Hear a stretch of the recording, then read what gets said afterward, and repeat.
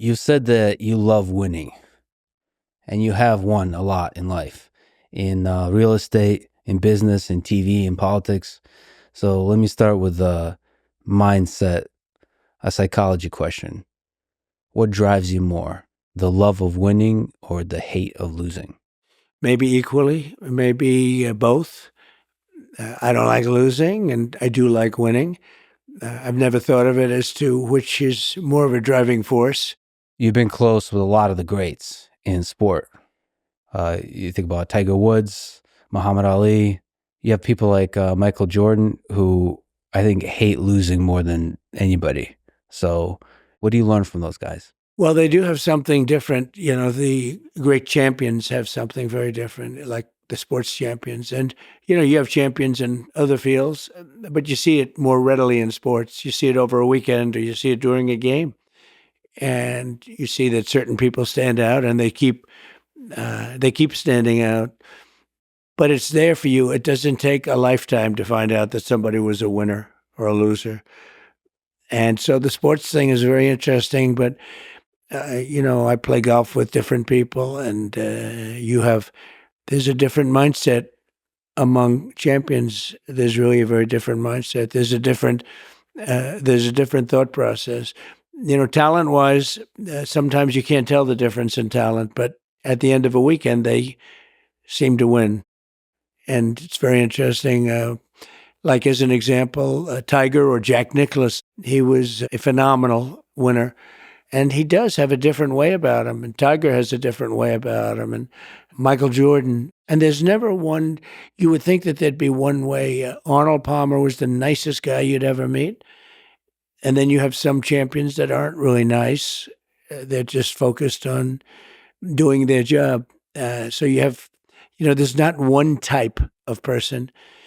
But the one thing I would say that everybody seems to have in common is they're very driven. They're driven like beyond. They don't seem to give up easily. They don't give up. But they do seem to be, they have a passion that's maybe more than people that don't do as well. You've said that politics is a dirty game in the past. It is a dirty game. It's certainly true.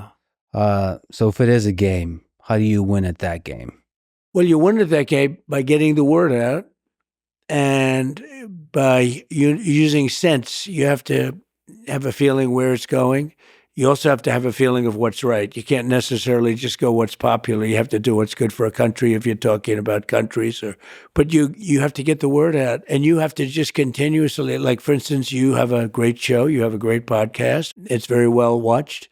And I'm sitting here and I do this. A lot of people see it. And I do other things and a lot of people see that. And I go traditional also. You have traditional television, which is getting a little bit older and maybe less significant. Could be less significant. I don't know. But it's changing a lot. The whole plane of platform is changing a lot. It's changed a lot in the last 2-3 years.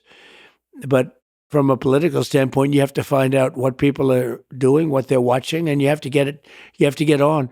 I just see that these platforms are starting to dominate. They're getting very big numbers. I did Spaces with Elon, and they got numbers like nobody's ever heard before. So, this is, you wouldn't do that on like radio. You wouldn't do those numbers, no matter how good a show. You wouldn't do those numbers on radio. You wouldn't do them on television.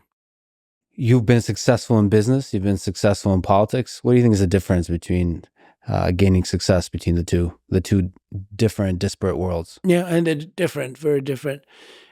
I have a lot of people that are in business that are successful, and they'd like to go over to politics. And then you realize they can't speak. They choke.